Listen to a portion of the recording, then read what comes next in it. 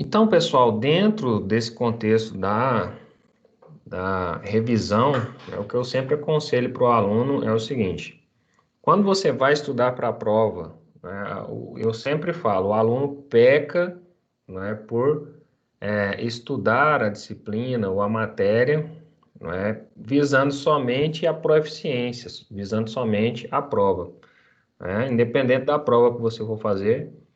Eu falo que as avaliações mais importantes que você faz é o preparatório que você continuamente promove durante as semanas. E aí eu comecei, né, a disciplina falando justamente em uma aula motivacional, né, onde eu trouxe ali para vocês o hábito de estudar, né, como criar o hábito de estudar. E eu falei que o cérebro ele funciona por repetição, né? Eu falei naquela ocasião, citei ali os 7 hábitos das pessoas altamente eficazes. Construir com vocês, né, um plano de estudo dirigido, aonde vocês poderiam, da seguinte forma instruída, criar o hábito, né, do estudo. Ninguém nasce com esse hábito, a gente cria no decorrer do tempo. E ele é criado justamente dessa forma. Todos os dias você tem aula, né? Após a aula, você sempre tem que fazer ali um resumo, ok? Uma leitura do livro, um resumo. E quando eu falo em resumo, pessoal, criar resumos eficientes. Tem gente que confunde resumo com síntese. Professor, qual que é a diferença entre resumo e síntese? Não é? Síntese, quando eu pego 10 páginas, né, e sintetizo ela em 5. Isso é síntese. Né? É um tipo de resumo? Sim, mas não é eficaz, não é eficiente. O tipo de resumo eficiente e eficaz que eu falo para você, por exemplo, você leu o assunto leucemia. Pegou lá no capítulo, né, 8, deu uma lida lá no capítulo do Hofbrand, e aí, leucemias. Você agora vai fazer um mapeamento mental daquilo que você entendeu, tá bom? O que é mapeamento mental? É simples assim, ó. Leucemia, né? Aonde que ocorre a leucemia? Quando tem um desvio à esquerda não escalonado no leucograma. E ela pode ser aguda, quando predomina blastos, ou crônica, quando não predomina blastos. E pode ser mieloide, quando afeta o tecido mieloide, e linfóide, quando afeta o tecido linfóide. Pronto, cara. Esse é o seu resumo de leucemia, tá bom? Agora eu vou falar especificamente da leucemia linfóide aguda. Então, leucemia linfóide aguda, ela acomete o tecido linfóide, a maioria é de blastos, acomete principalmente crianças, tem baixa frequência em idosos. Pronto. Leucemia linfóide crônica, acomete tecido linfóide, que afeta, desvio à esquerda, um tecido linfóide acometido. Crônica, não tem predomínio de blastos, e estão presentes nos achados laboratoriais as manchas de Grampert. Então, assim, quando você vai sintetizando em mapas mentais, ou você coloca em tópicos, e aí eu falo assim, fechar tudo que você estudou num capítulo em 10 tópicos no máximo, ou se você não gosta de estudar por tópicos, mapas mentais. Do jeito que eu elaborei aqui com você agora. Tem um site muito legal, deixa eu ver, já que eu estou falando isso aqui para vocês, eu gosto muito, né, desse site aqui, ó. Deixa eu ver se eu lembro dele.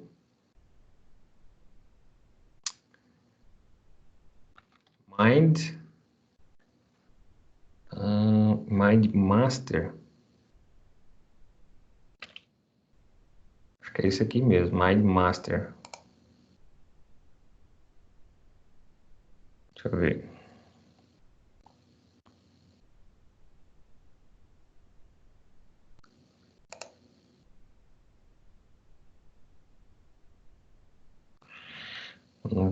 dele aqui agora, mas tem um jeito simples de você achar isso aqui, olha.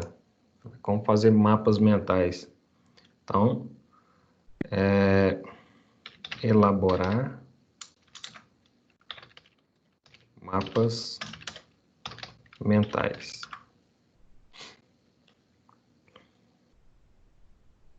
Deixa eu ver se eu... É isso aqui, cara, o mapa mental. Aqui, ó, é MindMeister, é o nome do site. Isso aqui é mapa mental, tá bom? É quando você faz um resumo, né, puxando pontos. Exemplo, leucemia mieloide crônica, né, leucemia mieloide aguda, as características principais de cada uma. E aí você vai fechando um mapa mental. Não bagunçado desse jeito aqui, mas se isso aqui te atrai, pode fazer. Bom, eu gosto das coisas mais limpinhas, tipo assim, ó, né? Mais tranquilas. Eu bato o olho, eu já consigo recapitular. Porque qual que é a intenção? Aí o site é esse aqui, ó. Tem esse mapa mental online aqui. E aí ele faz desse jeito aqui, ó. Vai formando balões. Professor, Bom, você está compartilhando a tela? A tela? uai, cara, não tô não. Você esqueceu. Foi mal, peraí. Aí não adianta, né? Deixa eu... Aí, estão vendo aí? Aí, olha lá. Quando eu estou nesses mapas mentais, né, você vai elaborar mapa mental desse jeito aqui, ó. Então, para que serve mapas mentais, pessoal? No seu resumo. Então, leu, faça o resumo, não é? Em mapas mentais, uma página, no máximo, estourando as principais características. E aí, o que você vai fazer? Por exemplo, a aula de hoje foi leucemia, terminou, faz aquela leitura no livro e aí resume em mapas mentais. Uma página só para todo o conteúdo que você viu. Porque o resto está na sua mente, você não precisa fazer síntese. Ah, eu tenho que fazer síntese para me ficar estudando depois. Vai, cara, então se for fazer síntese, vai no livro, não é? Qual que é o segredo que eu quero te ensinar? Quando você vai para o mapa mental, fez exercícios, todo sábado, aí você tira ali 1 hora para revisar todas as suas matérias. Por exemplo, você teve aí 5 matérias durante a semana, 6 que seja. No sábado você pega e olha todos os mapas mentais, revisando todas as suas matérias. E aí pega uma batelada de exercício em cima daquilo ali e vai fazer, tá bom? Pega uma batelada de exercício e vai fazer. Tem os estudos dirigidos, os professores mandaram, vai fazer exercício sobre aquele assunto, simulando a sua prova, certinho? Quando você faz isso, você gera ali no seu cérebro mais uma repetição, mais um mapeamento. E aí na próxima semana vem um novo conteúdo, né? Você faz novamente uma leitura, tem a aula, faz a leitura, faz o resumo, faz exercício. No sábado revisa tudo. O que você está fazendo? Você está continuamente revisando o conteúdo, revisando o conteúdo, revisando o conteúdo. Quando você faz isso, cara, chegou a prova semana que vem. Quem fez isso que eu instruí lá na primeira aula, o que você tem que fazer? Pegar a aula da semana passada e essa aula agora e revisar os exercícios. Só. E aí quer ir mais além? Faça mais exercícios. Porque você só vai ser surpreendido por uma prova se você deixar que ela te surpreenda. Se você esgotar o assunto fazendo exercícios, a prova não vai te surpreender. O máximo que pode acontecer é falar assim, uai, esse exercício aqui eu nunca fiz ele, mas é um raciocínio parecido com o exercício A, B, C, D que eu fiz. E aí você consegue entrar no raciocínio do exercício e ele não vai te surpreender. Ainda que seja novidade, você já está acostumado com aquilo e o conhecimento, ele não mingua depois. O que eu falo que o conhecimento mingua? É aquele conhecimento que você teve no semestre passado, que você não aplicou essa técnica de estudo, e esse semestre você não lembra mais de nada. Né? O pessoal que teve genética comigo, se não fez isso, você não lembra mais nada de genética, tá bom? mal vai lembrar dos conceitos da estrutura do cromossomo. E aí o pessoal, né, vem para esse semestre, precisa de genética aqui, e aí ele só lembra recapitulando na hora da prova, na hora da aula. Se não fizer isso, o conhecimento vai caindo em desuso. E aí, por que que você lembra de coisas da infância, mas não lembra de coisas que você estudou bimestre passado? Por causa disso. Tudo que você quer construir e colocar em conhecimento na sua vida, você tem que repetir. Por exemplo, complete a frase: atirei o pau no. Por que que você lembra disso automaticamente? Quando eu coloco atirei o pau no, aí você completa a frase. Gato, porque você, quando criança, repetiu isso inúmeras vezes, tá bom? E se eu colocar outras coisas que você fez da infância, que você vai lembrar, porque você repetiu isso inúmeras vezes. E aí, quando a gente vai para a fase que realmente a gente precisa assimilar um conteúdo que faz parte da nossa profissão, a gente simplesmente quer ler uma vez e que o nosso cérebro grave, não vai gravar. Então, é por isso que eu falo para vocês, gente, não importa como você começou, independente se caiu a ficha para você antes, né? Se caiu a ficha para você durante ou se caiu para você agora. Não importa como você começou, importa como você vai concluir o seu curso, não é? Então, comece a estudar de forma assertiva. Tem gente que fica aí, passa noites lendo livro, seu cérebro não vai assimilar isso não, filho. Você lê livro, não é, durante as semanas das aulas, né, que você precisa construir um raciocínio, um conhecimento. Você pegar livro agora e começar a ler para a semana que vem, você vai guardar pouca coisa, você vai ficar louco da cabeça, vai estourar seu cérebro e não vai conseguir fazer nada. Agora, se você não fez isso, né, você não vai construir conhecimentos. Perdeu, tá bom? Você pode fazer isso gradativamente, aproveita as suas férias. A partir da semana que vem, eu vou lançar a semana da revisão, né? Por mais que já passou a época da prova, não, é revisão de conteúdo geral, é bom para você, tá bom? Semana da revisão biomédica, certo? E aí você pode rever todo o conteúdo nessa semana da revisão biomédica. Aproveita a oportunidade, tá bom? E aí, se você já veio fazendo isso durante o tempo, não é? O que que você tem que fazer agora? Presta atenção nos exercícios e revisa a matéria junto comigo, tá bom? Bora lá então. Questão número 1. Sobre os índices hematimétricos, observe as afirmativas abaixo. O volume celular médio, ainda acima, do valor normal, ocorre na condição de microcitose. O que é volume celular médio? É o volume das hemácias, tá bom? Em valores médios, certo? Determinado ali pelo aparelho.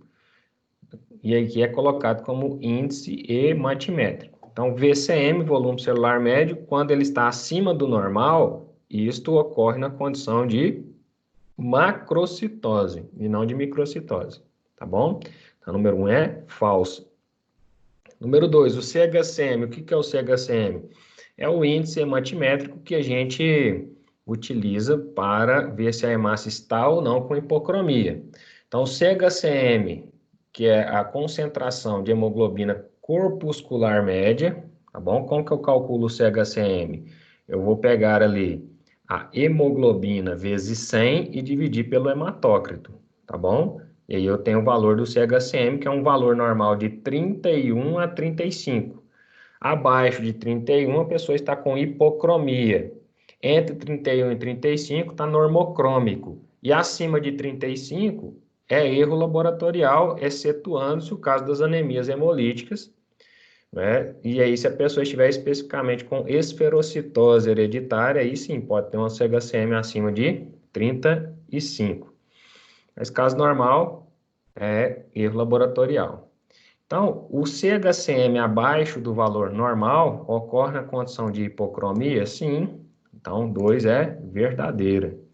Número 3, o RDW, né, que é o índice de dispersão das hemácias, né, variação de tamanho das hemácias, determina o grau de conteúdo de hemoglobina pelos eritrócitos? Não, isso aqui não.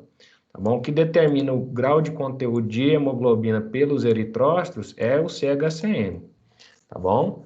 Que quando tem hemoglobina baixa, tem hipocromia. Quando a hemoglobina normal está com normocromia. O RDW determina a variação de tamanho de hemácias, né, que nós chamamos de anisocitose, quando eu tenho, né, hemácias anisocíticas.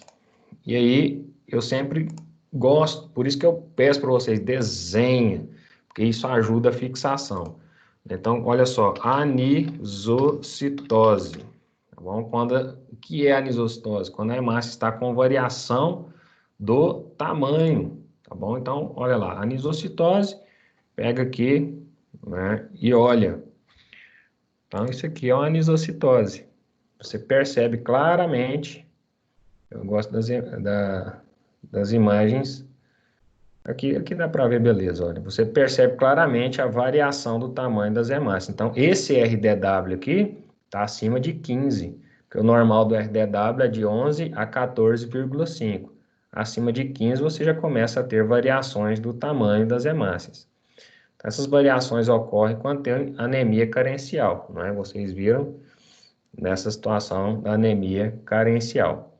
E aí, voltando lá, olha, o RDW determina o grau de conteúdo pelos eritrócitos, conteúdo de hemoglobina? Não, determina a anisocitose. Então, a 1 está falsa, 2 está verdadeira, 3 está falsa e a 4. O CHCM não depende diretamente do número das hemácias. O que é o CHCM? É hemoglobina vezes 100. Então, é uma grandeza diretamente proporcional à hemoglobina e inversamente proporcional ao hematócrito, porque CHCM é hemoglobina vezes 100 dividido pelo hematócrito, tá bom? Então, não depende diretamente do número de hemácias, correto, tá bom? Então, depende diretamente de quem? Da hemoglobina. Então, número 2 e número 4 estão verdadeiras, a resposta aqui, a letra E, ok? Confirmando o gabarito, letra E. Número 2, uma questão aí de hemostasia. Um resultado de TTPA, o TTPA avalia o que, gente? A via intrínseca da coagulação, tá bom? Então, um resultado de TTPA de uma amostra foi de 60 segundos. A gente sabe que o normal, não é de 23 a 33 segundos. Acima disso, já está normal. Então, deu 60, então a pessoa está com problema, né? Ou está tomando algum anticoagulante. O resultado do TTPA da mesma amostra, após misturá-la, 50% do plasma do paciente, que já tem uma alteração, mas 50% do plasma controle, o que é o plasma controle? O plasma normal, que daria de 23 a 33 segundos. Então, misturou meio a meio, o plasma normal com o plasma do paciente, e aí depois que fez isso, saiu de 60 segundos para 58. Ou seja, melhorou 2 segundos, mas não chegou na normalidade. O que você suspeitaria disso? Você tem que pensar o seguinte, bom, se eu estou com um plasma, não é? Ainda que ele esteja alterado, se eu pegar o plasma normal e misturar, o valor vai ter que caminhar para a normalidade. Concorda comigo? É como se eu pegasse o soro puro e diluísse em água, né? Então, vai ter que dar ali, se era para dar 23, né, tem que dar ali, diluiu pela metade, vai ter que dar um valor maior, né, nesse caso aqui, porque eu estou mensurando a coagulação, como eu diluí os fatores da coagulação, ele tinha que dar um valor maior, mas também valores próximos. E aqui a gente percebe que não mudou muita coisa. Não mudou muita coisa porque esse paciente, o problema dele não é problema da coagulação. Tanto é que quando eu administro o plasma controle, pouco altera aqui nos segundos. Então, o problema dele não é tá faltando nenhum fator, não tem nenhum fator ali que está com deficiência, ou nada disso. O problema dessa pessoa é que ela toma anticoagulante. Então, se toma anticoagulante, eu posso colocar mais fator de coagulação, que ele vai fazer? Vai inibir do mesmo jeito, tá bom? E é o que está acontecendo aqui. Então, nessa mistura, não alterou resultado. Então, a não correção do TTPA após o teste de mistura sugere o quê? Que esse paciente está tomando inibidores da coagulação. E aí falar assim, tá ausência de fatores. Primeiro, se tivesse ausência de fatores, gente, isso aqui nem coagulava, né? Daria um resultado assim, incoagulável, né? Porque é o caso do hemofílico. Nesse caso aqui, ó, deficiência do fator 8, deficiência do fator 9, deficiência do fator 11. Se fosse deficiência do fator 8, hemofilia A, deficiência do fator 9, hemofilia B, deficiência do fator 11, hemofilia C. E o sangue nem coagulava, o resultado daria incoagulável. Aqui ainda deu 60 segundos, ou seja, tem fatores da coagulação, mas está demorando a agir. Certo? Por que está demorando a agir? Estou diante de um inibidor da coagulação que nós chamamos popularmente de anticoagulante. Tá bom? Ausência do fator 7. Isso daqui, né, quem marcasse a letra B, comprovaria o atestado assim, ó, eu não sei nada de coagulação. Por quê? TTPA, ele mensura a via intrínseca da coagulação. O que é a via intrínseca da coagulação? O fator 12, que é o fator de contato, se ativa, né, quando o vaso é lesionado, rompe-se o contato das células, ativa o fator 12. Fator 12 ativa pré-calicraína, ativa CAMP, ativa fator 11, 9, perdão, 9, 11, 8, aí entra na via comum, 10, 5, 2 e 1, tá bom? Ou seja, na via intrínseca, né, onde o TTPA avalia, nem entra fator 7, o fator 7 entra na via extrínseca da coagulação. O que é a via extrínseca da coagulação? É o fator tissular da lesão ativando o fator 7, aí o fator 7 ativa a via comum, que é o fator 10, que ativa o fator 5, ativa o fator 2 e ativa o fator 1. Então, o 2 aqui, fator 7, estaria falando de TAP, aqui está falando de TTPA. Então, né, não tem motivo de marcar ela. E a D, presença de ativadores da coagulação. Bom, se tivesse ativador da coagulação, né, quando a gente colhe sangue naqueles tubos com gel separador, olha aqui, ó, tubo com gel separador. Aqueles tubinhos da tampa amarela, né, esses tubinhos, eles contêm exatamente esses aqui, ó. Eles contêm dentro dele um gel que a gente chama de gel separador de amostra. Olha lá. Então, contém lá um gelzinho, né? Tá vendo na base aqui? Demorando aqui, né? Tá vendo na base do tubo? Um gel separador, que quando você centrifuga, vai acontecer isso aqui, olha. Lá o gel separador tá na base, você colhe o sangue, né? Quando você centrifuga, é exatamente isso aqui que acontece, ó. O gel fica no meio. Então, as hemácias vão, né, por densidade, passar no meio do gel, vai lá para o fundo. O gel, por densidade, fica entre a coluna de soro e a coluna de hemácia. Por isso que chama gel separador. Esse gel aqui, ele contém fatores que ativam a coagulação.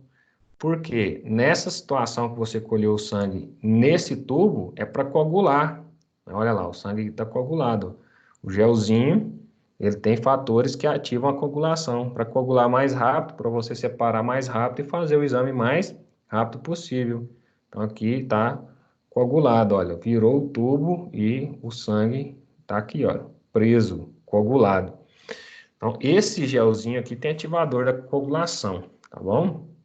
A gente usa ele todos os dias no laboratório. Aí centrifuga, fica desse jeito, né? E aí você faz a análise aqui nesse material, análise bioquímica, imunológica, tudo isso aqui, ó, chama análises sorológicas, tá bom? E aí, presença de ativador de coagulação você encontra nesse tubinho.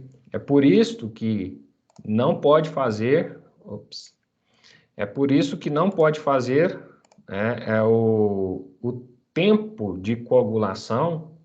Normalmente você faz o tempo de coagulação naqueles tubinhos da tampa vermelha, esse aqui, ó, sem gel separador, tá bom? Esse aqui é o da tampa vermelha com a bordinha amarela. Essa bordinha amarela significa o quê? Tem gel separador lá dentro. Como tem gel separador, vai ter ativador de coágulo. Então, você não pode fazer o tempo de coagulação nesse tubo aqui, ó, porque vai dar sempre um tempo menor, porque esse gel contém ativador de coágulo, tá bom? E aí, essa daqui é... Por que que quando misturou a amostra normal do controle com a amostra do paciente que estava alterada, não ocorreu a correção do valor, né, após a mistura? Porque esse paciente estava tomando anticoagulante ou inibidores da coagulação. Letra C. Número 3. O tempo de tromboplastina parcial ativada é utilizado como medida geral de integridade de via intrínseca e comum, não é, do tempo de protrombina. Perdão. O tempo de tromboplastina é utilizado como via para análise da integridade da via intrínseca e comum. E o tempo de protrombina é uma medida geral para a via extrínseca e comum, tá bom? Sobre esses testes, a avaliação da via de coagulação marca é incorreta. Então, qual que seria a incorreta? Vamos ver. Para a execução de um TTPA, o plasma do paciente é misturado com cálcio e fosfolipídio, uma vez que ambos são cofatores da cascata de coagulação? Exatamente, né, pessoal? Quando você mistura aí cálcio com fosfolipídio, você faz o plasma, né, ativar então a via intrínseca da coagulação e você analisa ela, tá bom? Então, a letra B. São exemplos de ativadores da via intrínseca in vitro. A sílica, né?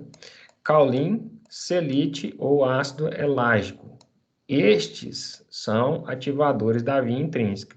Então, quando você está fazendo o TTPA, né, além de cálcio e fosfolipídio, né, esse fosfolipídio aqui normalmente vem dentro de um reagente que nós chamamos, que está ali misturado com esses ativadores, que pode ser silica, fosfolipídio com sílica, caulin, selite ou ácido elágico, tá bom? Então, a letra B está verdadeira também. Letra C, para execução do TAP, o plasma do paciente é misturado com cálcio e tromboplastina? Exatamente, tá bom? Plasma misturado com cálcio e tromboplastina, certo? E aí você faz o TP. Normalmente já vem, né, junto esses dois fatores, você adiciona e faz o tempo de protrombina. D. A tromboplastina é um extrato de tecido, tal como o cérebro rico em fosfolipídios e fator tecidual. Exatamente, né? A tromboplastina é um extrato de tecido, né, de cérebro,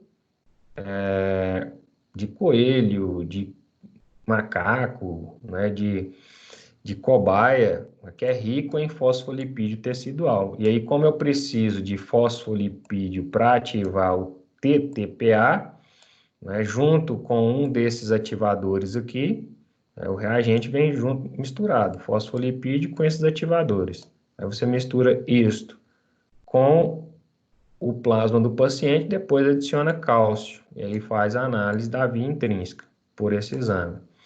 Já o TP, né, você vai adicionar ali o reagente ao plasma, que já vem calcificado com tromboplastina, tá bom?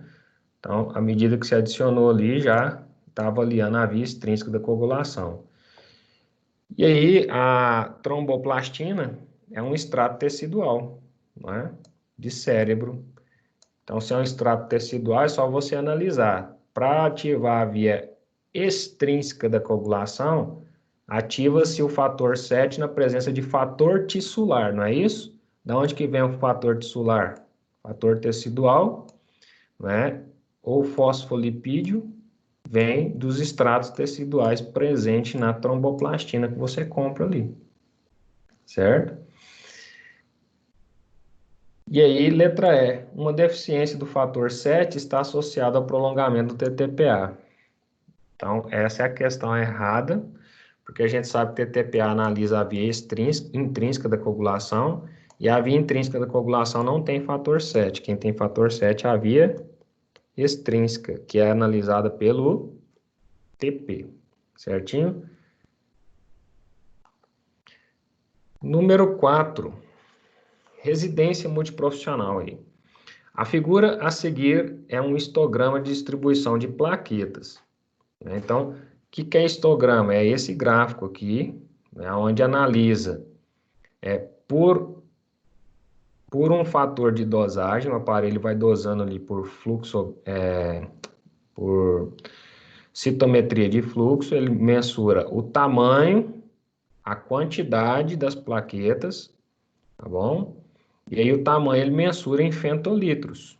A hemácia normal, ela tem de 80 a 92 fentolitros. A plaqueta normal, ela tem aqui, né, entre 4 a 11 fentolitros, 12 fentolitros por aí, tá bom?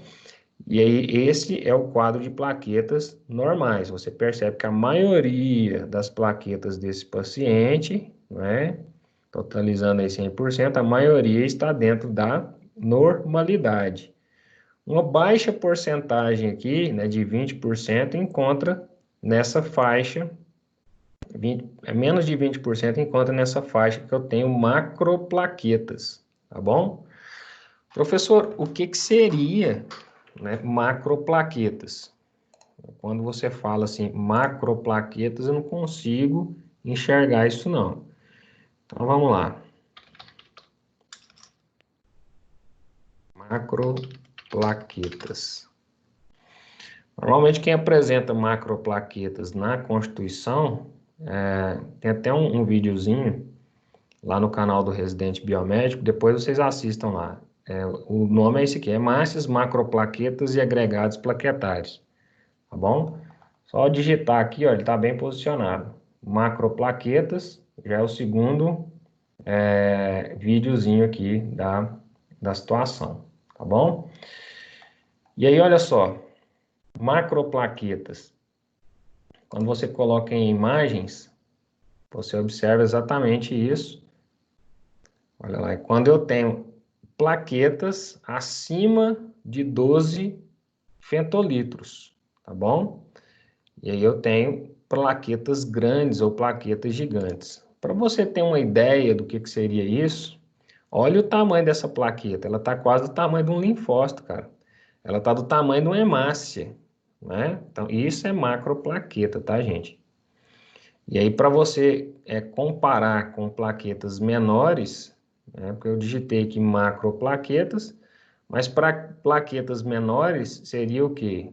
As plaquetas normais, não é? O que é uma plaqueta normal? Isso aqui, ó, a plaqueta é menor do que uma hemácia, não é?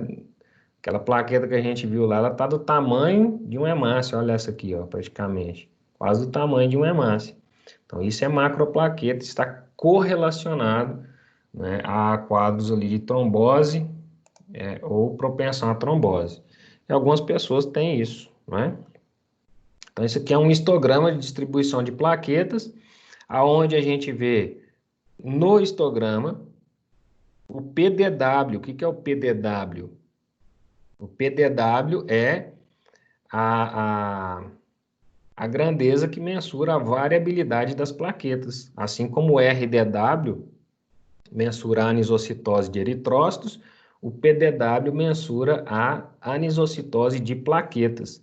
E quanto maior o PDW, maior vai ser a propensão da pessoa em ter, né, uma disfunção da hemostasia primária, tá bom? Então, nesse gráfico a gente vê PDW, que foi mensurado em 20%, tá bom? É um PDW considerável, certo? E a gente vê aqui as hemácias, a maioria das plaquetas com um volume plaquetário médio, ou VPM, de 12 fentolitros, tá bom? Que está um pouquinho grande, mas ainda é aceitável. E esse PLCR significa, né, a região de macroplaquetas. Então, é analisar o gráfico, né? E aí você conseguiria chegar do outro lado. PDW significa o quê? Né? Então, se você sabe o que é RDW, você sabe o que é PDW. Né? A anisocitose plaquetária, tá bom? E PLCR significa o quê? A região de macroplaquetas. E ele pediu isso respectivamente. Então, PDW é a amplitude, porcentagem de microplaquetas, PDW? Não. Porcentagem de macroplaquetas? Também não. Não é? Amplitude de distribuição de plaquetas? Sim, né? Seria o PDW. Assim como o RDW é a amplitude de distribuição de hemácias, mensurar a anisocitose. E, respectivamente, PLCR significa porcentagem de macroplaquetas. Então, é a letra D, tá bom? Letra D. É a alternativa correta, certinho? Então, letra D, alternativa correta. Número 5. Assinale a alternativa com a definição correta de hemácia em Helix. O que são hemácias em Helix, pessoal? As hemácias, normalmente, elas não se topam, tá bom? Por eletronegatividade de membrana. Qualquer célula, né? Ela não costuma encostar uma na outra, não. Pode ver que até as células do tecido epitelial, né, de revestimento, que são as células mais próximas umas das outras, elas ainda têm líquido intersticial entre elas, certo? Então, normalmente as células não usam se topar uma na outra por causa que as membranas são carregadas de cargas elétricas, tá bom? E por causa disso elas não se topam. Olha só, eu gosto de citar o exemplo na própria realidade. O que está acontecendo com essa macroplaqueta quando ela aproximou dessa hemácia? A hemácia até deformou para não encostar nela. Então, normalmente, as células não se encontram, tá bom? Não se encostam uma na outra, certo? E aí, quando tendem a aproximar-se muito uma da outra, ocorrem deformações na membrana. Isso é natural, pelo efeito de repulsão. Olha essa outra situação aqui. Essa hemácia aqui, ó, aproximou tanto uma da outra que uma deformou a outra, mas não encosta, tá bom? E aí, a gente usa essa propriedade, né, das hemácias não encostar uma na outra para fazer um exame que nós chamamos de VHS, ou velocidade de hemossedimentação, certinho? Em que consiste esse VHS? Eu pego aqui então um sangue, né, colhido, e vou colocar esse sangue dentro de uma pipeta que eu chamo de pipeta de Wester Grimm. Pessoal, o que é pipeta de Wester Grimm? Não é? É isso aqui, ó. Tá bom? São essas pipetinhas que eu chamo de pipetas de Wester Grimm. Deixa eu ver aqui, ó. Nos laboratórios antigos, né, a gente tem ela de vidro. Do jeito que você está vendo aqui, ó. Pipetas de Wester Grimm, né, de vidro. Laboratório antigão, tem lá essas pipetas de vidro. Né? Qual que é a característica dessas pipetas de Wester Grimm? Dentro delas cabe 1 ml de sangue. E elas, né, não estão mensurando aqui 1 ml, elas estão mensurando em milímetros. Então, a contagem da pipeta de Wester Grimm não é de ml, ela é mensurada em milímetros. Então, tem a coluna, e aqui quando eu aspiro o sangue até o topo da pipeta de Wester Grimm, né, eu estou aspirando 1 ml de sangue, e essa pipeta é milimetrada de 0 a 200 milímetros. Então, 0 aqui no ápice, e a base coincide com 200 milímetros, tá bom? E aí, o que normalmente a gente faz? Nós aspiramos, né, o sangue, mas antes de falar nisso, deixa eu mostrar aqui. Os laboratórios mais modernos utilizam isso aqui, ó, tá bom? Utilizam essas pipetinhas que elas têm, tá vendo esse fiozinho aqui? Funciona como um êmbolo de seringa. Você coloca a pipetinha de West Green lá no tubinho de sangue e puxa esse fiozinho para reversamente e vai aspirando o sangue até chegar no 1 ml aqui, mensurando 200 milímetros. Então, a praticidade, porque aquela pipeta comum, não é que você usa nestes tipos de carregador aqui, você tem que aspirar o sangue com a pera, né? Depois colocar no suporte e prender isso daqui. Então, extravasa sangue, vira uma bagunça ali. Mas é possível ainda assim fazer. Aí tem esse mecanismo aqui que facilita a vida. E esse outro mecanismo aqui, olha, que não precisa nem de êmbolo. Tá vendo que ele vem com um êmbolo na própria pipeta de Western Green. O que você faz? Coloca isso aqui dentro do tubo, né, que você colheu de sangue, e aí o sangue sobe por capilaridade. Aí você aspira ou coloca lá, pressiona, né, contra o tubo até chegar a 1 ml, certinho? E aí, para que serve isso? Colocou o sangue, né, olha lá, colocou o sangue na pipeta de West Green, esse aqui tá mais bonitinho. Colocou o sangue na pipeta de West Green, tá vendo? Você aguarda 1 hora, tem que estar na vertical, certo? Você aguarda 1 hora e depois de 1 hora você vai lá e vê a quantidade de milímetros que as hemácias desceram. Então, nesse aqui desceu bastante, né? Tá quase beirando os 90 milímetros aqui, olha. Tá entre 80 e 83 milímetros. 10, 20, 30, 40, 50, 60, 70, 80, 90, 93.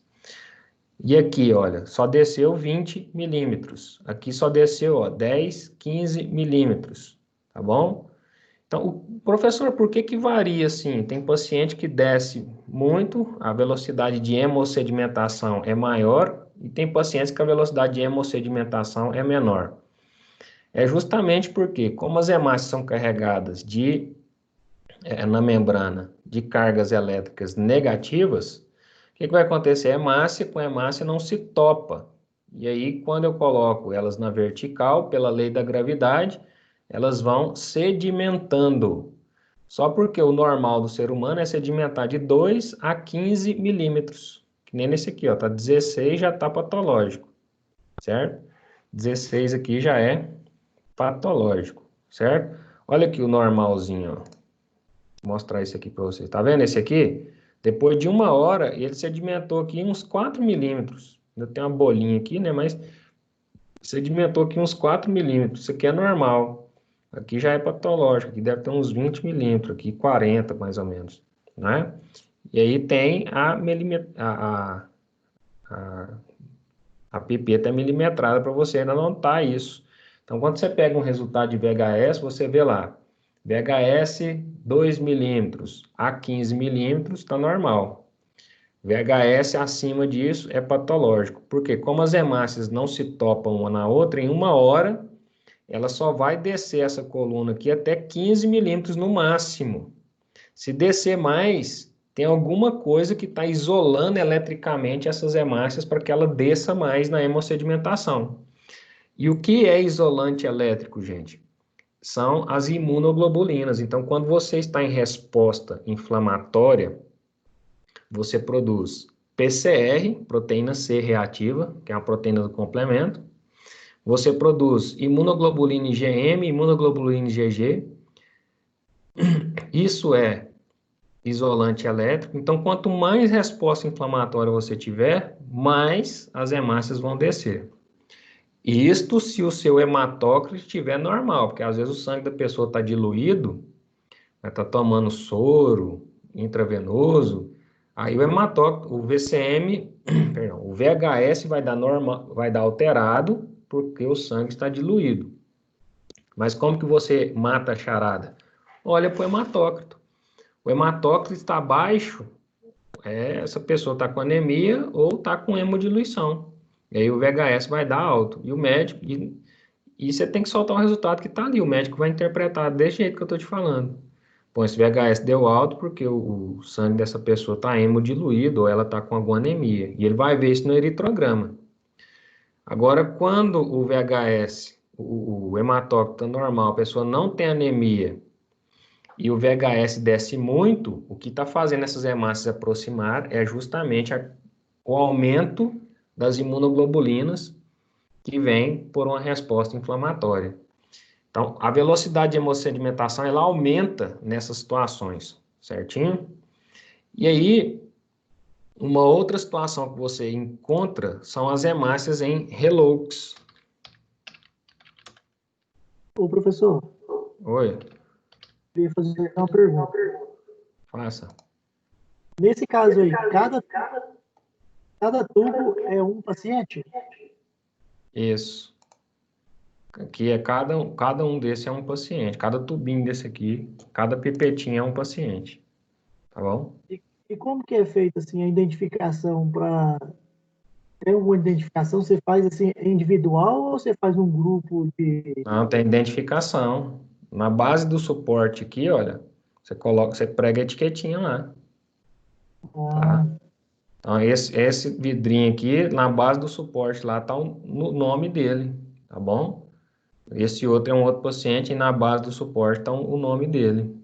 Aí, cada suporte dá para você fazer ali normalmente de 5 a 10. Esse aqui, por exemplo, ó, 1, 2, 3, 4, 5, 6, 7, 8, 9, 10, 11, 12. Dá para fazer 12 pacientes de uma vez. Esse outro suporte aqui dá para fazer só 6 pacientes de uma vez. Esse aqui só 4. Tá bom? Aí depende do suporte que você está usando. Mas sempre na base ali, ó, tem como você afixar o nome do paciente. Cola a etiqueta do paciente lá, tá bom? Eu recomendo colar na base, tá bom? Porque se cola aqui no vidrinho e a etiqueta solta, depois você não sabe de onde que veio. Aí é onde você tem que repetir o exame tudo de novo. Você não vai soltar resultado de onde você não sabe, né? Então, normalmente a gente prega essa etiquetinha aqui do próprio tubo, né? A gente imprime uma outra etiqueta e cola lá na base para a gente saber o que que é, certo? essa que o senhor mostrou aí, ela não é descartável, ela é reutilizável, né? Essa pipeta de vidro é reutilizável. A descartável é aquelas que eu mostrei anteriormente. Aquela Tipo mais essa daqui, fininha, essa né? aqui é descartável, tá vendo? Esses tubinhos aqui você já colhe eles, e aí coloca lá, aí a marcação é por fora, tá vendo? E só porque eles são descartáveis. Usou, você joga fora. E já vem com a identificação do paciente, ó. E tem vários tipos, né? Tem assim, tem esse outro modelo aqui, olha, tá bom? Tem várias formas de fazer. Então, aqui seria o zero, desceu daqui até aqui. Aí você vai mensurar os milímetros na régua milimetrada lá atrás. Então, tem várias formas de fazer VHS. O importante é você ver quantos milímetros desceu a coluna de hemácia. E aí você sabe que, tá vendo que aqui tem até a identificaçãozinha do paciente, foi feita à mão. Aqui já está a identificação por código de barra. Então, depende do seu critério lá no setor de hematologia.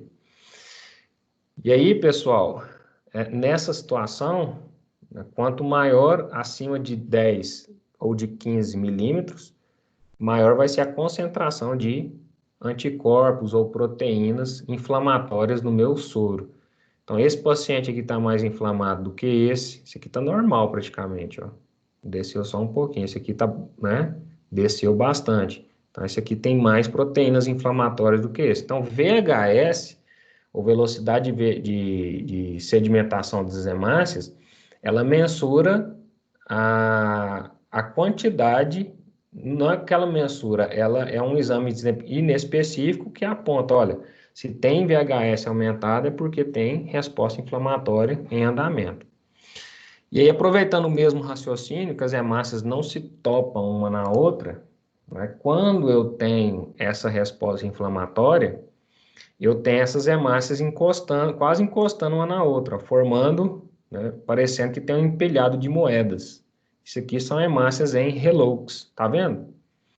Na, no, na, nas imagens anteriores, ó, as hemácias não se topavam.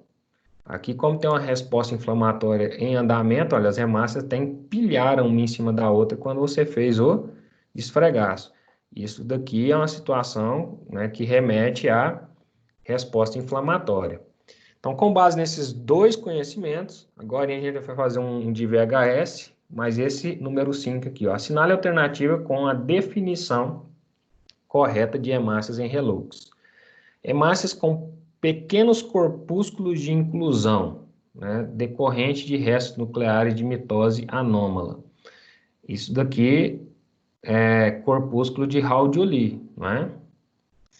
Hemácias com granulações de cor azulada, variável em cor e tamanho. Isso aqui são hemácias jovens. Hemácias com granulações de cor azulada, variáveis de cor e tamanho. Perdão, isso aqui é ponteado basófilo. Vamos ver um por um? Então, hemácia com pequenos corpúsculos de inclusão. Olha aqui. Corpúsculos de Raul-Joly. Presente principalmente nas anemias hemolíticas, né? Essa situação aqui, que são restos de fragmentos nucleares,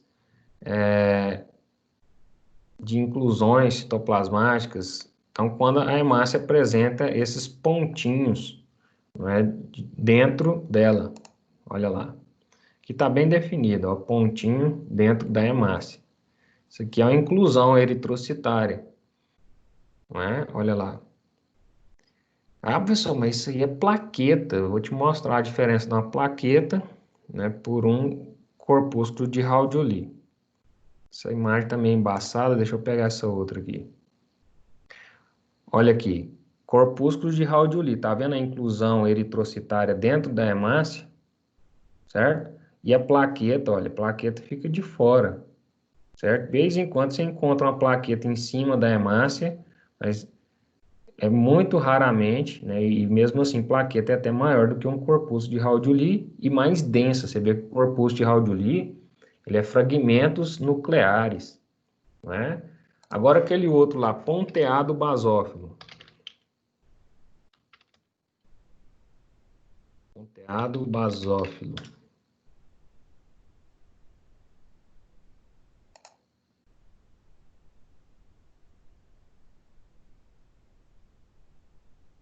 A hemácia fica carijosinha, olha aqui. Ponteado basófilos, tá bom? A Professor, não hemácia mudou a fica tela, assim. não. Oi? Não mudou a tela, não. Não mudou a tela? Tá compartilhando aqui, Robson. Às vezes você mexeu em alguma coisa aí no seu PC. Olha aqui então, pessoal. Corpúsculo, perdão, ponteado basófilo, tá bom? A hemácia fica pintadinha, ponteado basófilo. Então, é exatamente essa situação aqui, ó. Hemácias com granulações de cor azulada, variado de cor e tamanho. Hemácia de cor enegrecida, em forma de anel. Isso é anel de Cabot, né? É uma outra situação. Podendo ser encontrado em formato de 8. Então, é essa hemácia aqui que ele está falando, ó.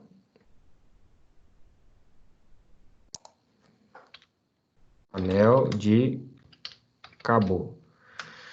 Isso aqui acontece quando a pessoa, né, intoxica por chumbo ou tem anemia megaloblástica, pode acontecer também. Quando a célula está em mitose, sobra ali as fibras do áster, né? Opa. E essas fibras do áster, quando elas não voltam, aí forma isso aqui que nós chamamos de anel de Cabot. Olha aqui um anel de Cabot dentro da hemácia. Então, são inclusões eritrocitárias. Essa aqui está embaçada, essa aqui está melhor. Olha lá, anel de Cabot são restos de fibra do áster dentro da hemácia, certo? E isso aqui pode virar, né, essa situação que lembra um anelzinho, ou pode ficar no formato de um número 8, como vocês estão vendo aqui, ó. Tá? Por isso que ele está falando lá na questão daquela forma. Hemácias de cor enegrecida em formato de anel, podendo ser encontrado em formato de 8. Aglutinação de hemácias que formam verdadeiras pilhas, podendo ser observada em lâmina corada. Aí sim, né? Pilhas de hemácia são hemácias em relux, tá bom? Então, número 5 é a letra D. Olha lá, o gabarito letra D. E aí a letra E, hemácias nucleadas que podem ser encontradas no sangue periférico em decorrente de grandes regenerações eritrocitárias. Aí é o próprio eritroblasto, né? Quando eu encontro eritroblasto na corrente sanguínea periférica. Eritroblasto. Olha lá. Eritroblastos são as hemácias nucleadas, tá bom? E aí você pode encontrar isso em algumas situações, a pessoa está passando por uma situação hemolítica ou perdeu muito sangue, tá? Então você pode encontrar essa situação aqui, olha. Eritroblastos na circulação periférica, olha lá, várias hemácias e aqui no meio um eritroblasto, que são hemácias nucleadas. Olha aqui um outro. Hemácias nucleadas. Então, você percebe as hemácias em volta e aqui a hemácia nucleada, eritroblasto. Qual situação isso acontece, professor?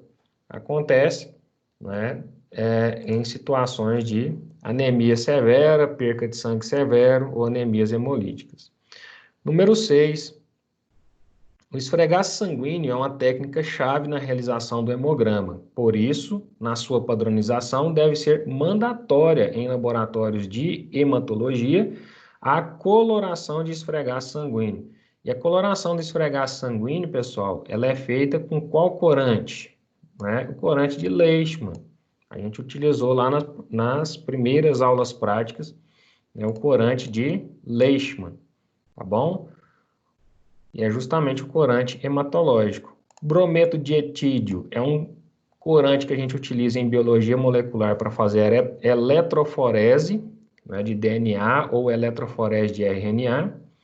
É um corante radioativo, né? E a gente utiliza ele em biologia molecular para revelar a eletroforese de DNA. O azul de cresil brilhante a gente utiliza em hematologia para fazer contagem de reticulócitos, que são hemácias jovens, tá bom? O Courvoisier Blue, né? Aonde a gente utiliza esse corante Courvoisier Blue, olha aqui. Courvoisier Blue, tá bom? Em quais situações a gente utiliza esse corante aqui, ó, chamado de Courvoisier Blue? Vou colocar ele certinho aqui. Então, a gente utiliza ele também, não é, em colorações, principalmente para fazer ali, ó, revelações da eletroforese de proteínas, tá bom? Olha lá. Eletroforese de proteínas, a gente utiliza esse Courvoisier Blue. Então, olha só, tá bom? Depois que feita a eletroforese, em gel de policrilamida, a gente passa o gel da eletroforese de policrilamida em Courvoisier Blue para revelar as bandas eletroforéticas. E aí depois passa no aparelho, né, para, olha lá como é que fica, ó. Vários pacientes, né, paciente 1, 2, 3, 4, 5, 6, 7, 8, e aí as bandas eletroforéticas, né. E aí depois que a gente fez isso, a gente coloca num aparelho que chama densitômetro e ele plota a gente um gráfico, né, eletroforético. Então, eletroforese de proteínas. E aí o densitômetro vê justamente isso daqui, né? E aí plota o gráfico das proteínas para você avaliar, né, se tem algum problema nas proteínas ou não. E aí a gente avalia justamente por isso. Olha aqui, como que fica lá o gráfico bonitinho. Depois que fez a eletroforese, passa lá no densitômetro, ele gera um gráfico para você, aonde, por isso que chama densitômetro, é a quantidade, né, por concentração de cor, e aí ele plota lá os picos, primeiro alfa 1, alfa 2, depois, perdão, primeiro albumina, alfa 1, alfa 2, beta globulina e gama globulina, certinho? E aí, se a pessoa tiver, por exemplo, um problema hepático, a albumina diminui. Se tiver algum problema inflamatório, a alfa-1 sobe, que a alfa-1 são proteínas inflamatórias, assim como a alfa-2, certo? Olha aqui, tá bem destrinchado, ó, tá bom? Então, alfa-1, alfa-2, aí vem as gama-globulinas, né? IgG, IgM, IgA, tá tudo aqui. São as proteínas plasmáticas. Então, isso é o Courvoisier Blue. E o Lugol a gente usa na parasitologia para corar cisto, não é? E utilizamos também na batelada de Gram para corar bactérias pelo Gram. Então, o corante que a gente utiliza em hematologia é o de Leishman, certo? Número 7. O termo poiquilocitose é empregado para definir alterações morfológicas no seguinte tipo celular. Poiquilocitose é o que, gente? Diferença morfológica das hemácias variando da normalidade. Então, exemplo de poiquilocitose. Nós temos ali eliptócitos, dacriócitos, né, drepanócitos, que são as hemácias em forma de foice. Então, poiquilocitoses. Essas poiquilocitoses estão presentes justamente nas alterações das minhas hemácias que sugerem, né, alguns tipos de anemia. A gente viu, por exemplo, que quando a hemácia está em forma de foice, assim, olha, que são os drepanócitos, aqui tem muitos, eu vou pegar esse aqui. As hemácias, quando estão em forma de foice, assim, né, a pessoa tem o quê? Hemoglobinopatia S, né, ou anemia falciforme, tá bom? Quando ela tem as hemácias assim, ela tem uma eliptose hereditária, tá bom? Pode gerar aí uma anemia hemolítica por causa disso. Tem a esferocitose hereditária também, a estomatocitose hereditária. O que é estomatocitose? Então, é uma poiquilocitose onde as hemácias parecem uma boquinha assim, ó. Então, aqui tem todas, ó. Gostei desse atlas aqui. Tá bom? Então, estomatocitose, as hemácias ficam parecendo que tem uma boquinha. Estão presentes nas obstruções hepáticas e nas anemias hemolíticas do tipo estomatocitose hereditária. Drepanocitose hereditária, você vai ter hemácias em forma de foice, hemácias em forma de alvo, isso tudo é poiquilocitose. Ó. Quando eu tenho um precipitado de hemoglobina no centro da hemácia, pode ser hemoglobinopatia C, tá bom? Alfa ou beta-talassemia. Isso aqui está correlacionado a anemias hemolíticas.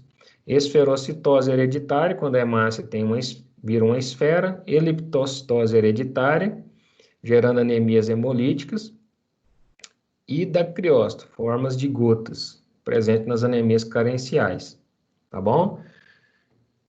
Então, isso são poiquilocitoses. Então, poiquilocitose é empregado para definir a alteração morfológica no seguinte tipo celular. Macrófago, que é um monócito? Não. Hepatócito? Também não. Eritrócito, né? Número 8 aqui. VHS. A gente já falou sobre ele, por isso que eu adiantei para falar de Relux, que os conhecimentos são interligados. E agora você já sabe, ó, a VHS, velocidade de hemossedimentação, é um exame muito solicitado por médico para determinar se o paciente está com alguma infecção na corrente sanguínea, sendo de alta especificidade. O estar com infecção na corrente sanguínea, tudo bem, mas é de alta especificidade, pessoal? Não. Então, não é específico para nada. Eu não sei qual infecção que esse paciente é, eu apenas sei que é um processo inflamatório em andamento. B, apresenta início de infarto? Não. C, está com processo de metástase? Né? Também não seria isso. Metástase está relacionada à oncogenia, né? Está com alguma bactéria em sua corrente sanguínea? Septicemia, né? VHS pode até alterar, mas somente se eu produzir anticorpos contra essa bactéria, certo? Então, não. E a letra E, está com alguma inflamação ou doença inflamatória, porém é um exame de baixa sensibilidade, ou especificidade, perdão. Letra E, tá bom? Número 9. Pacientes portadores dessa doença possuem mutação em um ou 2 cromossomos específicos, 11 e 16, tendo como resposta o fato da medula óssea parar de produzir ou produzir em quantidade insuficiente um dos tipos de cadeia de globulina ou de globina, podendo ser alfa ou beta, resultando em uma desproporcionalidade entre o número de cadeias alfa e beta produzidas. O que é isso, gente? Alfa e beta talassemia. Então, ele está falando de quê? O enunciado se refere ao quê? A talassemia. Se fosse anemia megaloblástica, deveria falar aqui carência de vitamina B12 e ou ácido fólico. Microcefalia, estaria falando aqui ou de alguma euploidia cromossômica, ou aneuploidia, ou Zika vírus, não é? Anemia mieloide, essa anemia mieloide, né? Provocando ali a questão seria uma policitemia vera, por exemplo, né? Anemia mieloide, quando aumenta o número de hemácias por expansão de proliferação mieloide, tá bom? E leucemia, não é o caso aqui também. Número 10. Os glóbulos vermelhos são formados na medula óssea em um processo chamado de eritropoese, e a eritropoese é regulada por qual hormônio, gente? Eritropoetina. E quando a pessoa está insuficiente renal, ela deixa de produzir eritropoetina e por causa disso ela vai desenvolver anemia por doença crônica, insuficiência renal. Tá bom? Porque existe também as anemias por insuficiência crônica, aonde você tem uma inflamação acima de 21 dias. A inflamação acima de 21 dias que acontece aí na tuberculose, em processos oncogênicos, não é? Em reumatismos. Essas inflamações, elas geram muita interleucina, que são respostas inflamatórias ou químicas celulares inflamatórias, e essas interleucinas, principalmente a interleucina 1, interleucina 6 e interferon gama, atingem o fígado e fazem com que o fígado produza hepcidina. A hepcidina bloqueia a ferritina, aí a pessoa vai ter anemia por doença crônica inflamatória. Então, tem 2 tipos de anemia por doença crônica. A anemia por doença crônica renal, a pessoa deixa de produzir eritropoetina, e a anemia por doença crônica, onde ela tem um quadro inflamatório acima de 21 dias, por causa disso, vai gerar interleucina 1, 6, interferon gama, entre outras interleucinas, mas essas especialmente ativam o fígado a produzir hepcidina, e a hepcidina bloqueia a ferritina, e a pessoa desenvolve anemia por isso. Sobre o exame de reticulócito, é correto afirmar que exame de reticulócito, pessoal, reticulócito primeiramente é o quê? São hemácias jovens, não é? Então, são hemácias jovens. E aí, quando eu quero dosar a quantidade de reticulócito, eu colho o sangue do paciente, não é? E aí, ao colher o sangue desse paciente, eu vou fazer ali o meu esfregaço de sangue, corar por Leishman e visualizar as hemácias. Mas se eu quiser ver os reticulócitos, que são as hemácias jovens, quanto que essa pessoa está produzindo de reticulócito ou não, eu tenho, né, que fazer ali o quê? Eu tenho que fazer ali uma coloração com azul de cresil brilhante. Feita essa coloração com azul de cresil brilhante, aí sim, eu vou poder visualizar a presença ou ausência dos reticulócitos, tá bom? E como que eu faço isso? Essa visualização da presença ou ausência dos reticulócitos. Eu venho, deixa eu olhar aqui. Olha só, hematoscopia. Eu acho que eu ver se tem aqui. Eu tinha visto contagem reticulócito. Opa, acho que foi em outra aqui, né? Reticulócito. Aí eu faço um esfregaço, depois que eu corei ele com azul de Cressil brilhante. Se você olhar lá no seu livro de práticas, é assim, tá lá a técnica, né? Pega 100 microlitros de sangue, mistura com 100 microlitros de azul de Cressil brilhante, aguarda 30 minutos, depois você faz um esfregaço em lâmina. Aí você visualiza dessa forma aqui, ó, né? A contagem de reticulócitos. Se for manualzinha, né? Tem aparelho que faz isso para você. Então, olha só como fica corado por azul de Cressil brilhante. Aí você vai fazer o aumento aqui, né?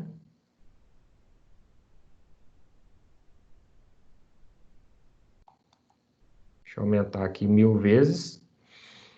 Você observa o quê? Na contagem de reticulócito. Tem várias hemácias e eu quero saber somente das hemácias jovens, que são os reticulócitos. Quando você cora por azul de Cressil brilhante, minha gente, o azul de Cressil brilhante, ele entra dentro das hemácias corando os restos de RNA das hemácias jovens. Então, isso aqui é um reticulócito. Ó. No meio desse tanto de hemácia, a gente enxerga o reticulócito assim, ó. Tem os fragmentos de RNA dentro dele. Então, no meio dessas hemácias aqui, isso aqui é tudo hemácia velha, ou hemácia que já passou, né, dos seus tempos de juventude. E aqui eu tenho uma hemácia jovem, recém-lançada na corrente sanguínea. Para que serve esse exame?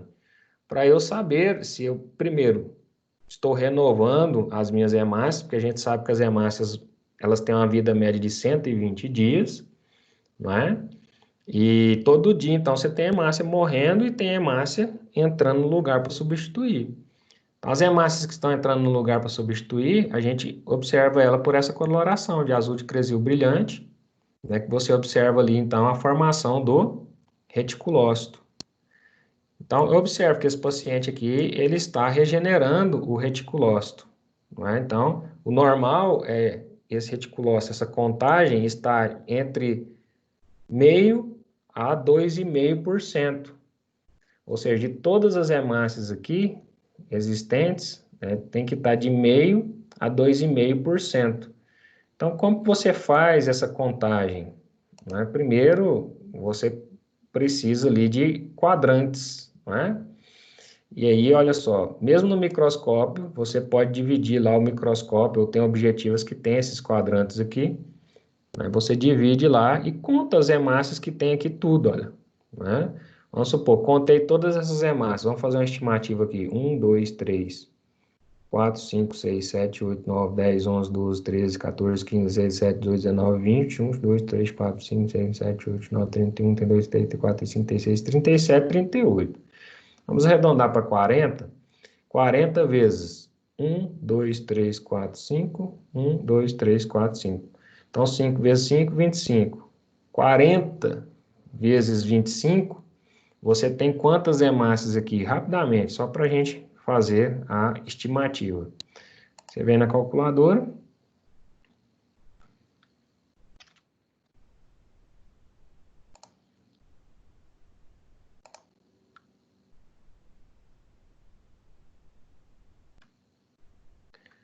A calculadora aparecer ajuda, né, gente? Agora apareceu. Vem na calculadora aqui. 40 vezes 25. Então, nesse campo aqui, eu tenho 1000 hemácias, olha, né? Aproximadamente 1000 hemácias. Dessas 1000 hemácias, quantos são reticulócitos? Então, eu tenho um reticulócito aqui, 1. Eu tenho um reticulócito aqui, olha, 2, tá bom? Então, vou procurando aqui, ó, 1, zigue-zague, 2, 3, zigue-zague, 4, 5, 6, 7 reticulócitos em 1000 hemácias. Aí você conta 5 campos de 1000 hemácias, né? Para você aumentar ou diminuir pelo menos o seu erro e aumentar a probabilidade aqui de acerto. Mas vamos supor, em 1000 hemácias eu encontrei 7 reticulócitos, não é? Aí você faz a porcentagem. Se 1000 hemácias aqui é o seu 100%, não é? 7 é X. Aí você vai fazer 7 vezes 100 dá 700, dividido por 1.000, regrinha de 3, simples. Então, 7 vezes 100. Cadê? Aí, gente.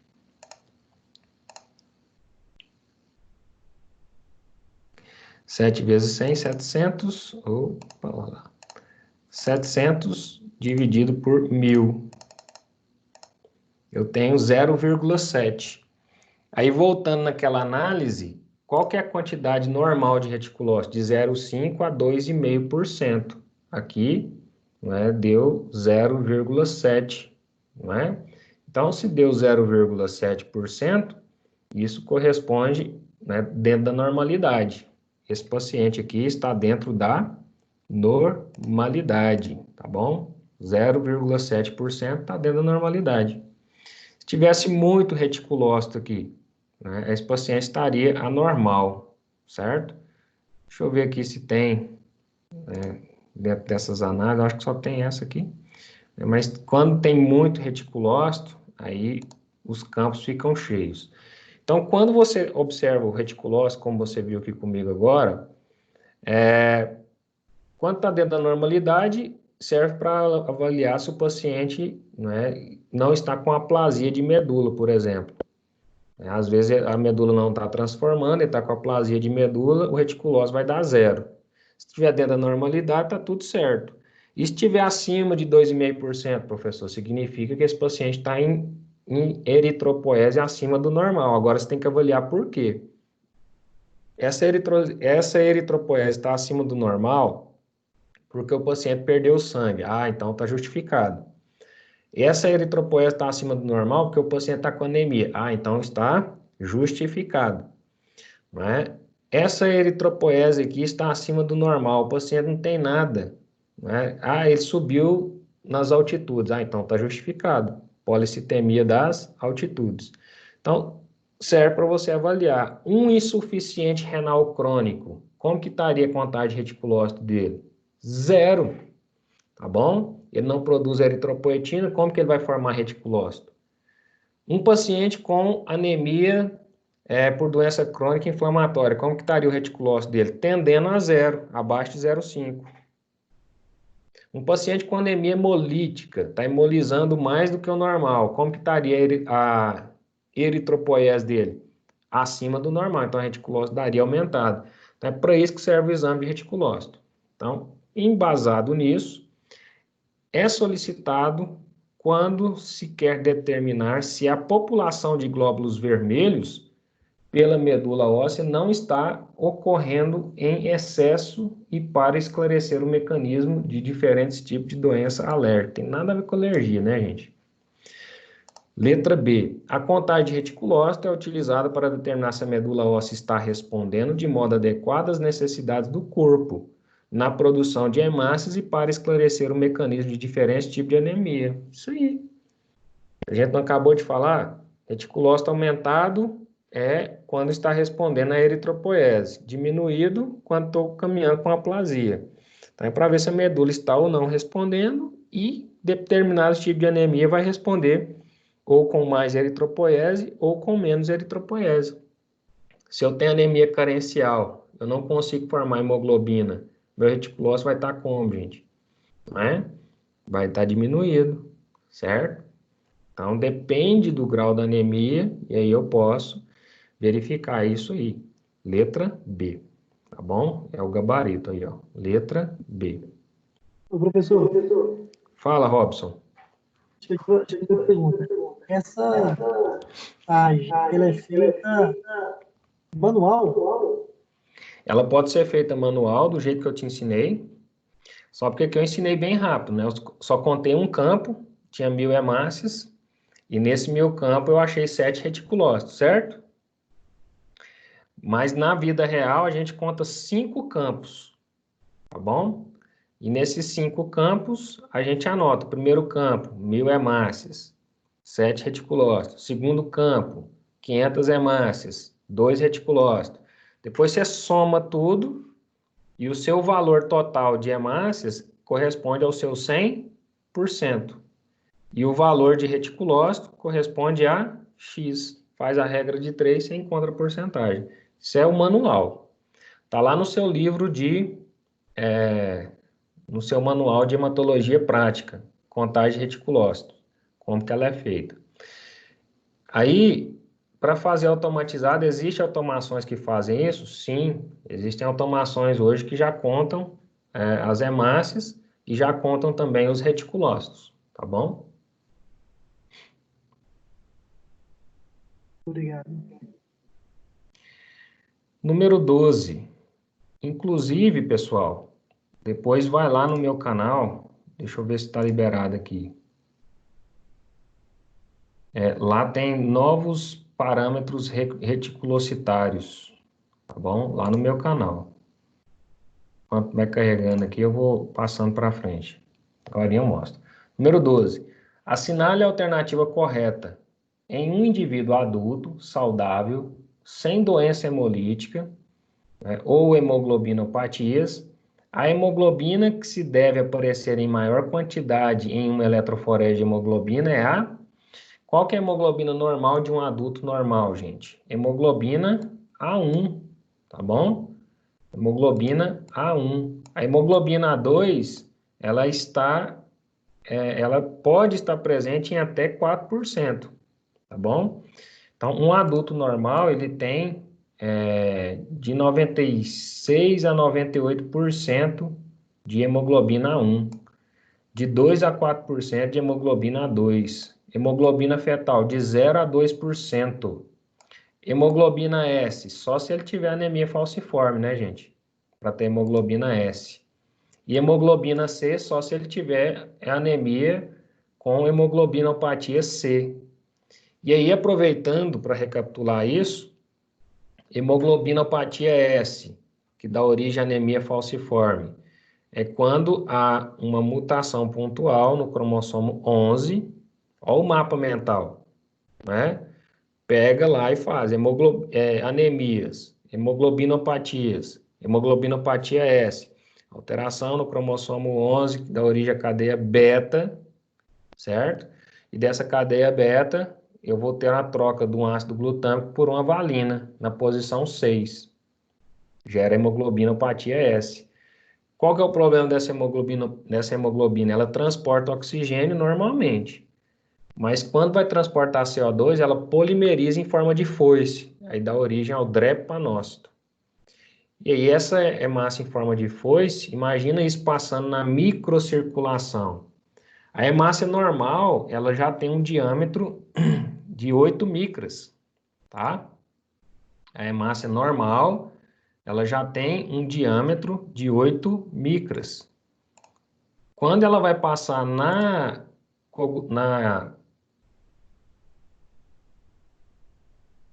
rede circulatória, nos vasos sanguíneos, né? Normalmente o vaso sanguíneo da microcirculação tem 4 micras de diâmetro.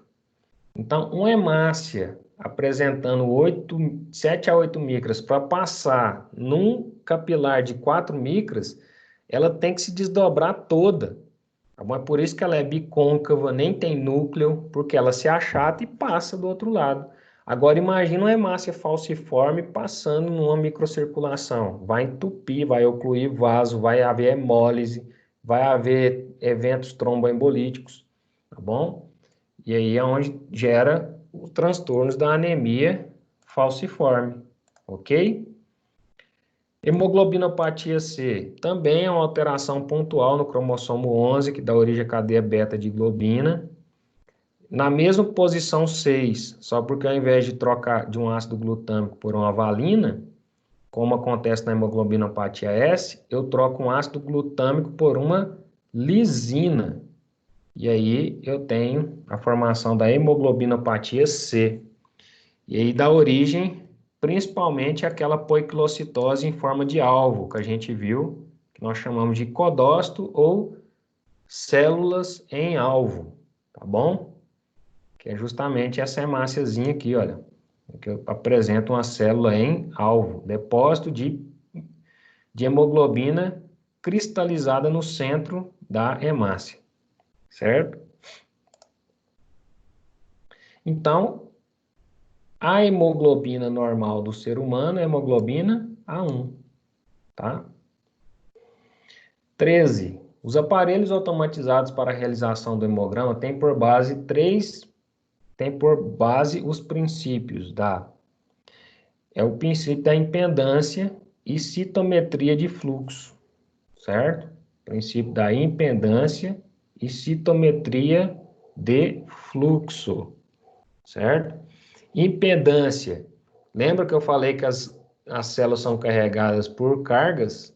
Então, a impedância faz com que, quando o sangue passa pelo aparelho, ele é diluído, tá bom? E aí, nessa diluição, pela impedância, as hemácias passam uma a uma, né, dentro de um orifício que vai mensurar a quantidade, o volume celular, e por isso que eu chamo de citometria de fluxo, que passa em fluxo, contando células, pelo princípio da impedância, tá bom? Então, impedância e citometria de fluxo. 14. Assinale a alternativa correta na leucemia mieloide crônica. Na maioria dos casos, podemos achar todas as alterações descritas a seguir, né? Então, na leucemia mieloide crônica, né? Primeiramente, é uma leucemia que tem a sua origem pela uma quebra de desvio, né? À esquerda não escalonado, a sua origem no tecido mieloide, aonde não afeta a maturação, porque existem mais células maduras do que células blásticas, por isso que é crônica, tá bom? E um achado laboratorial importante na leucemia mieloide crônica é a presença da translocação 922, que dá origem ao cromossomo Filadélfia. Então, a maioria das pessoas que tem leucemia mieloide crônica vem por translocação do cromossomo 922. O braço longo do cromossomo 9, né, parte dele vai parar no braço longo do cromossomo 22, formando o que nós chamamos de cromossomo Filadélfia, que dá origem ao processo leucêmico mieloide crônico, tá bom? E aí, os achados laboratoriais dessa leucemia corresponde à maioria das células maduras, mas você vai encontrar lá mieloblasto, né, de forma não escalonada, pode encontrar promielócito, pode encontrar mielócito, tudo de forma não escalonada, o que justifica a leucemia. Achou isso lá no hemograma, no leucograma, você vai colocar lá na observação, presença de células blásticas, presença de desvio esquerdo não escalonado com células blásticas. O médico já vai entender que aquilo ali é uma leucemia. Ele vai olhar lá pela contagem, se é crônica ou se é blástica, e aí vai solicitar mielograma, imunohistoquímica, tá bom? E aí pelo mielograma ele vai fazer a morfologia FAB, francesa, americana e britânica, né? Olhando ali os blastos, analisando os blastos, fazendo depois disso a imunohistoquímica, que é a prova da peroxidase, né, com a prova do Sudan Black. Quando dá em peroxidase positivo, é porque a célula é da linhagem granulocítica e aí mieloide. Quando dá um Sudan Black, perdão, aí o Sudan Black também vem para complementar esta prova da peroxidase. Imunofenotipagem para descobrir qual clone foi afetado, se foi o clone mieloblástico ou se foi o clone promielocítico, mielocítico, para classificar a leucemia em M0, M1, M2, M3, M4, M5A, M5B, M6, M7. E aí, por fim, entra a biologia molecular para ver se ocorreu ou não a translocação cromossômica, certo? E aí, a principal translocação cromossômica é a translocação 922, que dá origem ao cromossomo Filadélfia, correlacionada à leucemia mieloide crônica, tá bom? E aí, nessa situação, nos achados laboratoriais, eu vou ter o quê? Leucocitose discreta. O que é leucocitose discreta? Aumento dos leucócitos de forma discreta, gente, sem alteração no diferencial e basofilia, não é? Leucócitos numericamente normais, desvio à esquerda até blasto e basofilia, tem basofilia, não é? Nessa situação que é aumento do número de basófilos. Leucopenia, opa, travando aqui, gente. Volta. Leucopenia. Cadê o trem? Aqui. Leucopenia, plaquetas normais, uma outra situação. As plaquetas na leucemia mieloide crônica, elas estão aumentadas, tá bom? Elas estão aumentadas na leucemia mieloide crônica, certinho? Então, leucemia com leucopenia, baixa do número de leucócitos? Não, tem um aumento do número de leucócitos. Né? Ou pode ser que esteja normal, certo? E aí, nesse caso, leucocitose alta, aumento do número de leucócitos, trombocitose, aumento do número de plaquetas, desvio à esquerda até blastos, ou seja, você tem um desvio à esquerda não escalonado, e basofilia, letra D. Tá bom? Então, refutando, o que refuta a letra A? Leucocitose discreta, sem alteração diferencial. O que refuta a letra B? Leucócitos numericamente normais. Na normal, não tem por que ter leucemia, né, gente? O que refuta a letra C? Sem desvio à esquerda, leucemia é desvio à esquerda não escalonado. Que refuta a letra E? Porque o caso aqui, a gabarito é a letra D, não é? Então, letra E, o que refuta? Leucócitos numericamente normais, plaquetopenia e eosinofilia, tudo refuta, tá bom? A letra E. 15. Durante o exame de sangue, podemos medir uma proteína de fase aguda que melhor reflete os estoques de ferro. Qual proteína reflete o estoque de ferro, gente? Não precisa nem terminar de ler. Ferritina. Ah, pessoal, eu marquei transferrina, é porque você não lembrou que transferrina vem de transporte. Então, transferrina transporta ferro, ela não armazena ferro. Quem armazena ferro, melhor reflete os estoques. Quem transporta? O caminhão transportou do depósito para a loja. Quem que está refletindo o estoque? O caminhão, a loja ou o depósito? O depósito, né, gente? Então, transferrina, ela não mede depósito de nada. A ferritina, sim. Ferritina aponta para os depósitos de ferro. Albumina, proteína mais abundante no soro produzida pelo fígado, que em problemas hepáticos se encontra diminuída, ou em problemas nefróticos também se encontra diminuída.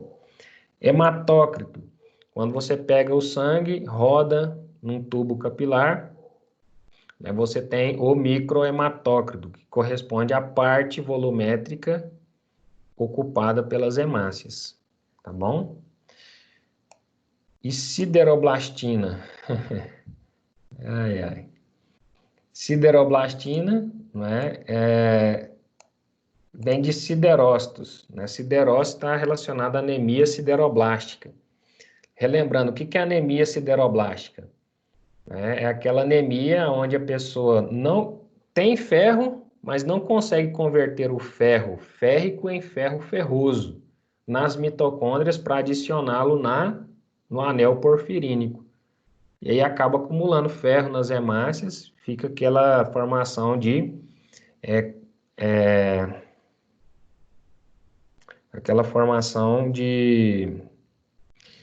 pigmentos azulados, né, dentro ou no interior das hemácias, tá bom?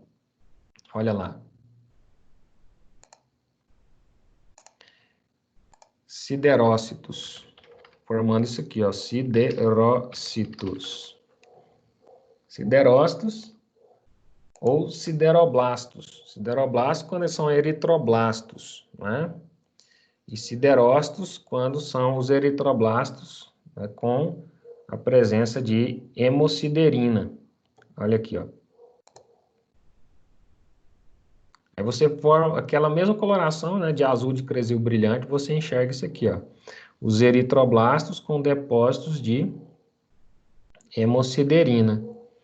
Porque essa pessoa, olha, isso aqui tá bonito, ó. Misturou azul de cresil brilhante com corante de Leishman. Aí fica esse contraste bonito. Você percebe ali claramente, né, os depósitos de ferro nas mitocôndrias. Por quê?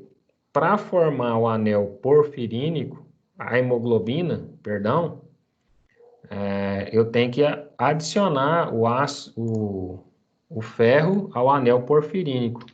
Anel porfirínico.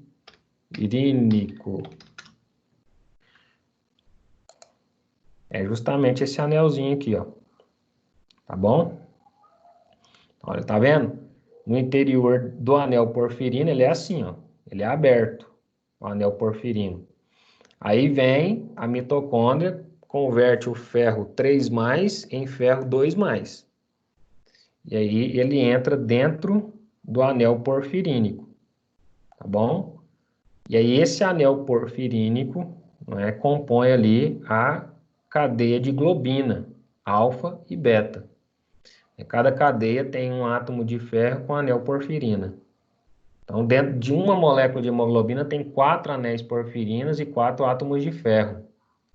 E aí, quando a pessoa não consegue, por uma anomalia genética, converter o ferro 3+ em ferro 2+ nas mitocôndrias dos eritroblastos, ela não consegue formar anel porfirínico, resultado, anemia, não é? E aí, anemias, você vai dosar lá, poxa vida, mas a dosagem de ferro desse paciente está normal, né?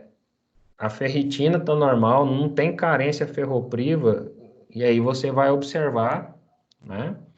Faz essa coloração e observa lá os eritroblastos cheios de sideroblastina, né? Cheio de proteínas, de ferro, cheio de ferro, né? Depositado nas mitocôndrias, que pode ser corado aqui por azul de cresil brilhante ou pela coloração de azul de Peirce.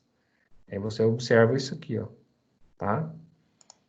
E aí, sideroblastina. Então, a melhor que reflete aqui os estoques de ferro é a ferritina. Tá bom, pessoal? Então, vou ficando por aqui, não é? Na aula passada, a gente revisou aí as leucemias e coagulopatias. Hoje a gente fez uma revisão geral. Espero ter contribuído muito mais para o conhecimento de vocês. Amo dar aula, amo o que eu faço e amo ensinar, certinho? E agradeço, né, a presença de todos vocês aqui durante todos esses dias e espero, né, que vocês saiam tranquilos na prova, utilizando as dicas que eu dei, revisando e chegando na hora da prova, tendo consciência do que você vai marcar e o porquê que você vai marcar, porque afinal de contas você aprendeu a matéria de forma eficaz, tá bom? Certinho?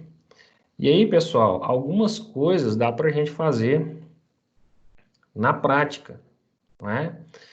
Mesmo que a prática não retorne agora, né, são 8 horas e 50 minutos, não tem como a gente fazer aí presencial, né, mas a gente pode fazer algumas coisas remotamente, tá bom?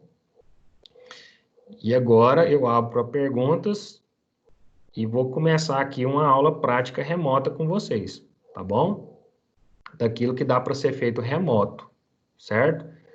Eu já fiz aqui a contagem de reticulócitos, já dei uma mostrada aqui para você, mas eu quero fazer com maiores propriedades, certinho? Se tiver alguma dúvida, pode perguntar. Só vou encerrar aqui, certo? Para a gente começar a gravação da nossa aula prática.